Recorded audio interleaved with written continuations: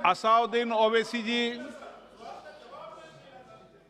Speaker sir, आपका बेहद शुक्रिया कि कल शाम में आपने फ़ोन करके मेरी खैरियत और मुझसे दरियाफ़्त किया कि क्या हुआ, और आपने मुझे बताया कि आपने फ़ौरन पुलिस के आला अहदेदारों से बातचीत भी की। मैं आपका बेहद शुक्रिया अदा करता हूं कि आपने अपनी संवैधानिक जिम्मेदारी को एक रुकने पार्लिमान की जान पर जब कातिलाना हमला किया गया टोल गेट पर, आपने उस बात की। मैं आपका शुक्रिया अदा करता हूं। स्पीकर साहब, मैं मुख्तसर से यहाँ पर ये बात कहना चाहूँगा कि मुख्तलिफ़ सियासी पार्टियाँ मुख्तलिफ़ प्रदेश में इक़्तिदार पर हैं। ये बात आप तमाम को मैं गोशगुजार कर रहा हूँ कि आखिर ये कौन लोग हैं जो गोली पर भरोसा करते हैं, बैलेट पर नहीं करते। आखिर ये कौन लोग हैं जो इतना रेडिकलाइज हो चुके हैं कि इनको इस संविधान पर एतमाद नहीं रहा, उनको अंबेडकर के बनाए हुए संविधान के खिलाफ हैं, जो इतनी नफरत पैदा करते हैं।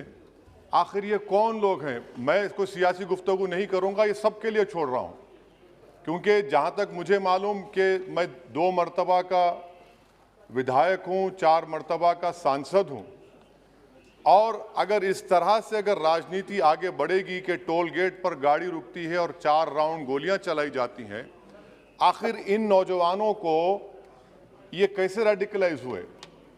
और मैं सरकार से पूछना चाहता हूं कि क्या उन्होंने ये रेडिकलाइजेशन सैयद कुतुब की किताब पढ़कर रेडिकलाइज हुए, अब्दुल्ला अज़ाम की किताब पढ़कर रेडिकलाइज हुए, या अयमन अल ज़ोहरी की किताब पढ़कर रेडिकलाइज हुए? इसीलिए मैंने सरकार से 2015 में कहा था कि इंटरनल सिक्योरिटी डिपार्टमेंट MHA में, उसमें तमाम मज़ाहिब के लोगों का एक काउंटर रेडिकल सेल बनाइए आप। और सर, ये रेडिकलाइज हो चुके हैं तो भारत की इससे राइट विंग कम्युनिज्म और टेररिज्म बढ़ेगा।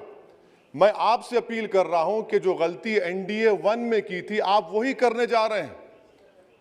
आपको नुकसान होगा, आपकी सरकार को नुकसान होगा, देश को तो, देश की सालिमियत को खतरा तो पैदा हो रहा है।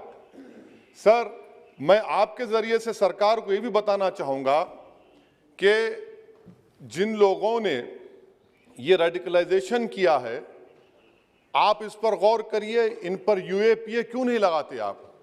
अगर कोई स्पीच देता है, अगर कोई फेसबुक पर किसी क्रिकेट मैच पर किसी टीम की तायीद करता है तो UAPA लगता है। एक सिटिंग MP के ऊपर UAPA नहीं लगेगा सर। मैं सरकार पर छोड़ता हूं। सर, चौथी बात यह है कि रेडिकलाइजेशन की जब बात होती है, हमने यहां पर एक कांग्रेस के बड़े नेता से सुना कि 2 भारत हैं दौलत के एतबार से। नहीं सर, भारत की दौलत मोहब्बत है। भारत की दौलत पैसों की दौलत नहीं है, भारत की दौलत मोहब्बत है। हां, 2 भारत हैं, एक मोहब्बत पर जो पिछले कई बरसों से आबाद है, और एक नफरत पर भारत बन रहा है। तो क्या आप दौलत की भारत की मिसाल देंगे या मोहब्बत की भारत की मिसाल देंगे? अगर मोहब्बत की भारत की मिसाल देंगे तो उसमें आपको मेरी जबान को रोकने के लिए गोली चलाने की जरूरत नहीं है। इस 2 भारत को समझने की जरूरत है। सर, खत्म सर, मुझे खत्म सर सुनिए सर, मैंने करीब से 6 फीट से गोलियां देखी, मुझे बोलने दीजिए सर। हो सकता है कि कल दिन ना देखूं मैं। अगर मैं यहां पर नहीं बोलूंगा तो कहां बोलूंगा सर? आप मुझे प्लीज बोलने दीजिए। सर, मैं आपसे गुजारिश ये करना चाहूंगा कि आप हरिद्वार में, रायपुर में और इलाहाबाद प्रयागराज में मेरे बारे में क्या कहा गया, आपके नाईबी की रिपोर्ट है ना, आप क्यों छुपा रहे उसको? देखिए, मैं मौत से नहीं डरने वाला हूं, हम सबको जाना है इस दुनिया से, बल्कि मैंने कह दिया कि मैं इस वतन में पैदा हुआ, मेरी मां की कोख से तो जमीन पर लिटाया गया। जब मेरी आंख बंद हो जाएगी तो इंशाल्लाह औरंगाबाद की जमीन मुझे दफनाया जाएगा। मगर मैं आपसे अपील करना चाह रहा हूं सरकार से सर, कि जो कुछ बातें की गई हैं उसको देखिए। मैं Z कैटेगरी सिक्योरिटी नहीं चाहिए मुझे, मैं हरगिज नहीं चाहिए मुझे। मैं 94 से पॉलिटिक्स में हूं, मैं आजाद जिंदगी गुजारना चाहता हूं। मैं घुटन के साथ जिंदा नहीं रह सकता इस दुनिया में।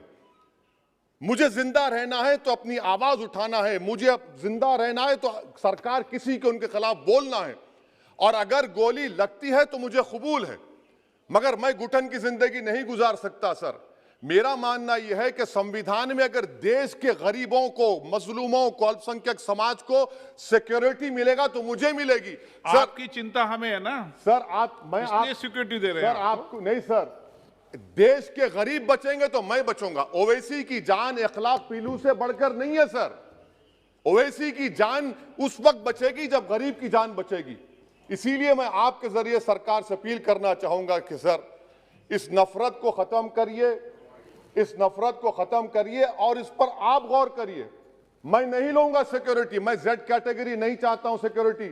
मुझे ए कैटेगरी का शहरी बनाइए, आप मुझे ए कैटेगरी का शहरी बनाइए ताकि मेरी और आपकी जिंदगी बराबर हो।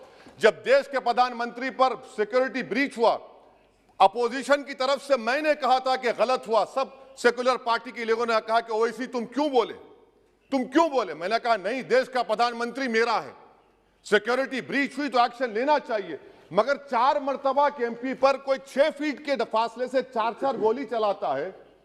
मुझे मौत है, हम सब की मौत है, मगर मैं इन गोली चलाने वालों से डर कर खामोश नहीं बैठने वाला हूं।